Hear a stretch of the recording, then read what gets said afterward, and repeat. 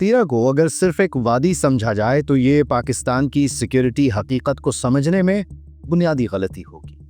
تیرا دراصل ایک اسٹریٹجک سپیس ہے، ایسی سپیس جس پر کنٹرول یہ طے کرتا ہے کہ خیبر پختونخوا کے شہری علاقے محفوظ رہیں گے یا غیر محفوظ۔ یہ وادی ضلع خیبر میں واقع ہے، افغانستان کی سرحد کے قریب، لیکن اس کی اصل اہمیت سرحدی ہونے میں نہیں بلکہ اس حقیقت میں ہے کہ یہ اندر کی طرف کھلتی ہے۔ تیرا کوئی سیدھا علاقہ نہیں، یہ تندروں، پہاڑی راستوں، گھاٹیوں اور قدرتی پناہ گاہوں کا جال ہے جہاں نگرانی مشکل اور شناخت چھپانا آسان ہوتا ہے۔ یہی راستے باڑہ، خیبر اور پشاور سے جا کر ملتے ہیں۔ اسی لیے سیکیورٹی اسٹیبلشمنٹ یہ موقف رکھتی ہے کہ اگر تیرہ میں دہشت گردی کا انفراسٹرکچر قائم ہو جائے تو پشاور میں حملے محض وقت کا سوال بن جاتے ہیں، اور یہ خدشہ مفروضہ نہیں۔ آرمی پبلک اسکول پشاور پر ہونے والا حملہ اسی بیلٹ میں موجود دہشت گرد نیٹ ورک سے جڑا ہوا تھا۔ اسی طرح پشاور میں ایف سی ہیڈ کوارٹر پر حملہ اسی جغرافیائی زون میں پلان کیا گیا، اور اسی حملے کے صرف 2 دن بعد پشاور کی گیس پائپ لائن کو بھی نشانہ بنایا گیا۔ یہ پیٹرن واضح ہے، جب تیرہ غیر مستحکم ہوتا ہے تو اس کا اثر پشاور میں نظر آتا ہے۔ اب سوال یہ ہے کہ تحریک طالبان پاکستان تیرہ کو اتنی شدت سے کیوں بچانا چاہتی ہے؟ اس کا جواب صرف اور صرف جغرافیہ نہیں ہے۔ ٹی ٹی پی کے لیے تیرہ ایک وقتی پناہ گاہ نہیں رہا بلکہ ایک آپریشنل ہیڈ کوارٹر رہا ہے۔ حکیم اللہ محسود جو تحریک طالبان پاکستان کا سربراہ رہا، طویل عرصے تک تیرہ میں موجود رہا۔ یہ علاقہ ٹی ٹی پی کی کمانڈ، منصوبہ بندی اور حملہ آوروں کی موومنٹ کا مرکز رہا۔ یہاں سے حملہ آور نکلتے اور پھر اسی جغرافیے میں واپس چھپ جاتے۔ لیکن تیرہ کی اصل طاقت صرف بندوق نہیں بلکہ پیسہ ہے۔ یہاں برسوں سے چرس اور بعض اوقات پوسٹ کی کاشت ایک منظم غیر قانونی معیشت کی بنیاد رہی ہے۔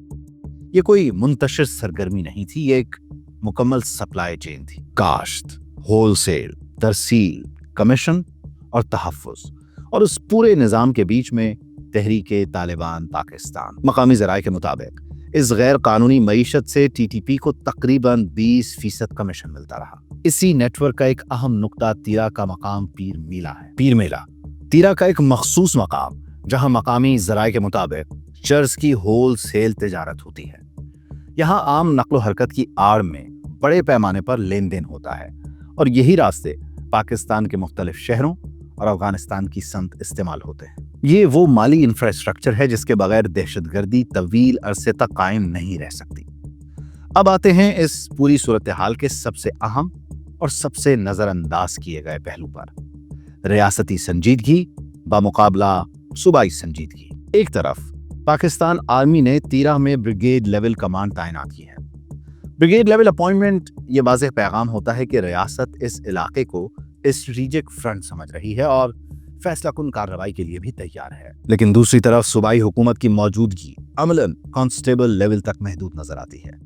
یہ محض انتظامی فرق نہیں، یہ نیت کا فرق ہے۔ میرا نام اصغر ہے، میں تیرہ کی رہنے والا ہوں۔ میری گاڑی پھنسی تھی ساری رات، ابھی یہ پاک فوج آئی ہے، کتنے نکال دیے، اس کی بہت شکریہ، مہربانی۔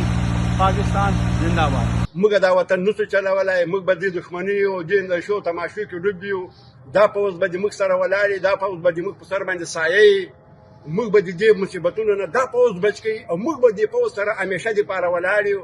دې پوځ د وجې نه به موږ ته انشاءالله تعالی راحت ملاویږي۔ جہاں فوج بریگیڈ لیول پر ذمہ داری لے رہی ہے، وہیں سول انتظامیہ فیلڈ لیول پر مؤثر موجودگی دکھانے میں ناکام ہے۔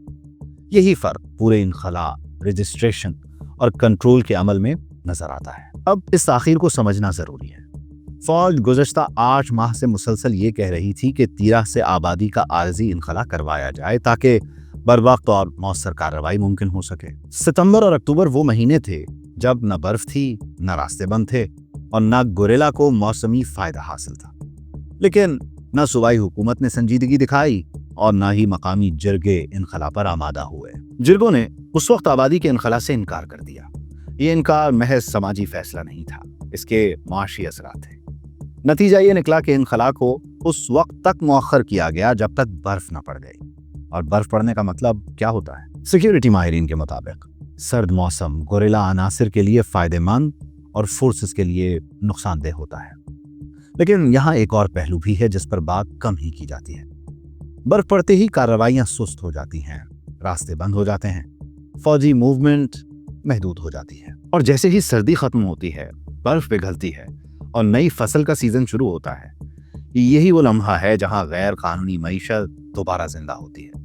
यानी ताखीर का फायदा किसको हुआ? दहशतगर्दों को, जिन्हें वक्त मिला, गैर कानूनी कारोबार को जो महफूज रहा, और नार्को मनी को जो बचा ली गई। ये ताखीर हादसाती नहीं लगती, ये टाइमिंग पर मबनी ताखीर नजर आती है। अब जब इनखला हो रहा है तो एक और अमली मसला सामने आया। लोग चाहते हैं कि बगैर मुकम्मल शनाख्त और बगैर सामान की जांच उन्हें नीचे जाने दिया जाए, लेकिन सिक्योरिटी के नुक्ता नज़र से ये मुमकिन नहीं। बगैर चेकिंग, बगैर तस्दीक लोगों को निकलने देना इस बात की जमानत नहीं दे सकता कि इस हुजूम में दहशतगर्द शामिल नहीं होंगे। ये सूरत हाल अचानक पैदा नहीं हुई। ये 8 माह की ताखीर, सियासी मफादात, गैर कानूनी मईशत और इंतजामी अदम संजीदगी का नतीजा है। तीरा में जो कुछ हो रहा है वो महज एक ऑपरेशन नहीं।